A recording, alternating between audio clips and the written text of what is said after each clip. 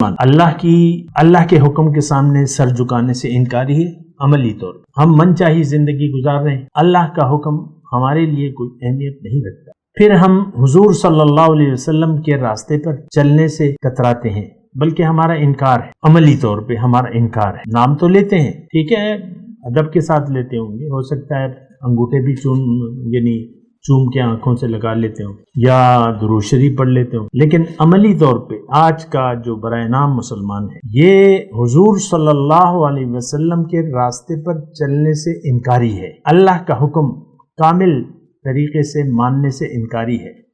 یہاں دیکھیں ایک عام بات، دین ہمارے لیے پک اینڈ چوز کا معاملہ ہے۔ جو معاملہ ہمارے لیے آسان ہے، سمجھ میں آتا ہے تو وہ کر لیتے ہیں، جو ہماری سمجھ میں نہیں آتا یا مشکل ہو جاتا ہے ہم اسے چھوڑ دیتے ہیں۔ اعوذ باللہ من الشیطان الرجیم، بسم اللہ الرحمن الرحیم۔ اللہم صلی علی سیدنا محمد معدن الجود والکرم وآلہ وسلم۔ سامعین و ناظرین اکرام، السلام علیکم ورحمۃ اللہ وبرکاتہ۔ کہ آپ کا یقین کس بات پر ہے؟ اور ایک بات میں ضمناً آپ کو اور عرض کر دوں کہ ہماری زندگی، ہم ساری زندگی نیک ہو یا بد ہو، مسلم ہو یا غیر مسلم، جو بھی ہو، ہم سب ایک یقین کے تحت ہی زندگی گزار رہے ہیں۔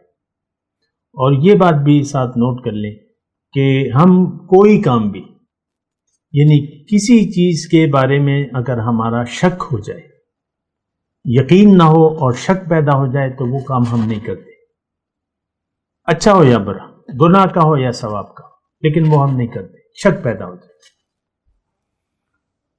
ہر کام، کیا مطلب خلاصہ کلام یہ ہے کہ ہم ہر کام ایک یقین کی بنیاد پر کرتے ہیں۔ اب ہم اپنی روزمرہ زندگی کو اگر دیکھیں تو یعنی ظاہر ہے کہ ہم ایک یقین کے تحت زندگی گزار رہے ہیں، اور ہمارا یقین ہے دنیا پر۔ ہر شخص کا رخ، مسلمان ہو یا کافر ہو، اس کا رخ جو ہے وہ ظاہر کی طرف ہے۔ ظاہر کو ہم نے اپنا مدعا زندگی یعنی مقصد حیات بنا لیا ہے۔ کامیاب زندگی کا جو تصور ہے ہمارے ذہن میں، مسلم ہو یا غیر مسلم ہو، میں برائے نام مسلمانوں کی بات کر رہا ہوں، کامیاب زندگی وہ ہے جس میں آپ کا اچھا کاروبار ہو، اچھا بزنس ہو، اونچی نوکری ہو اور اچھی پوسٹ ہو، اچھا عہدہ ہو، تو اچھا پھر آپ کے پاس اگر اچھا مکان ہے رہنے کے لیے، رہائش اچھی ہے، پھر اس میں آسائشات ہیں، رہائش آسائشات سے بھرا ہوا مکان ہے، پھر آپ کا جو کھانا پینا ہے اگر وہ اچھا ہے، اور اگر آپ کے پاس ضرورت سے زیادہ پیسے آ رہے ہیں، پیسے خرچ بھی کر رہے ہیں، پھر جمع بھی ہو رہے ہیں آپ کے پاس، اور ایک خاصی اماؤنٹ اگر آپ کے اکاؤنٹ میں ہے تو پھر آپ کا عزت بھی ہے معاشرے میں، تو ہم کہتے ہیں یہ شخص بڑا کامیاب ہے، اس نے کامیابی حاصل کر لی۔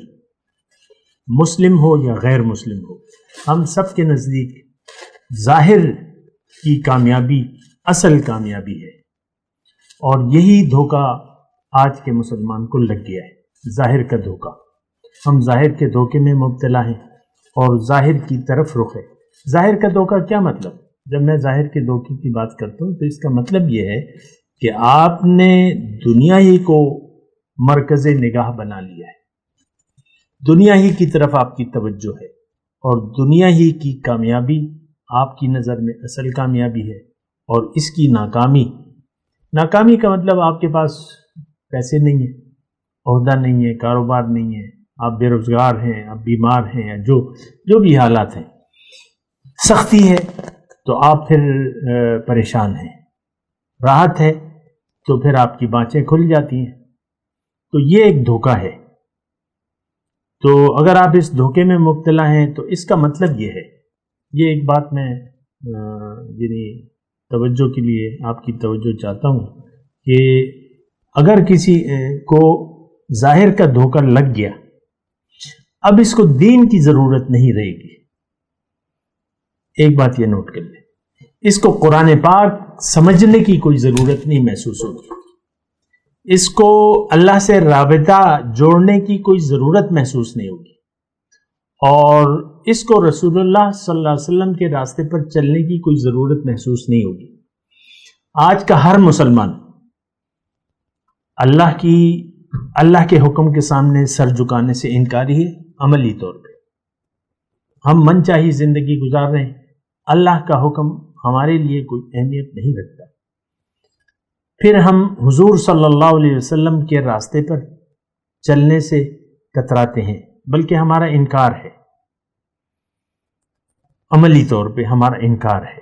نام تو لیتے ہیں، ٹھیک ہے، ادب کے ساتھ لیتے ہوں گے، ہو سکتا ہے انگوٹھے بھی چوم کے آنکھوں سے لگا لیتے ہوں یا درود شریف پڑھ لیتے ہوں، لیکن عملی طور پہ آج کا جو برائے نام مسلمان ہے یہ حضور صلی اللہ علیہ وسلم کے راستے پر چلنے سے انکاری ہے، اللہ کا حکم کامل طریقے سے ماننے سے انکاری ہے۔